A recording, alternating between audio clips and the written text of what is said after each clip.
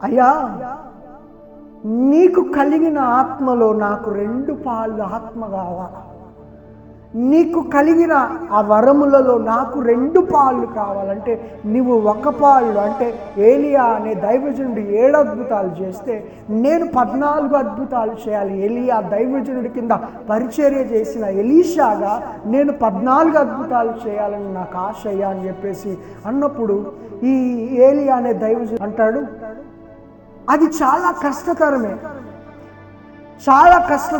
అయితే ఒకవేళ నేను ఆరోహణమై వెళ్ళేటప్పుడు నీకు కనబడితే అది నీ జీవితంలో జరుగుతుంది ఎలీషా అని చెప్పేసి ఏలియా అనే దైవజనుడు పరలోకానికి ఆరోహణమై అయితే చూస్తుండగానే అగ్ని రథములు వచ్చేసి వీరిద్దరిని వేరుపరుస్తాయన్నమాట. వీరిద్దరిని వేరుపరిచి ఏలియాను కొనిపోవటం జరుగుతుంది.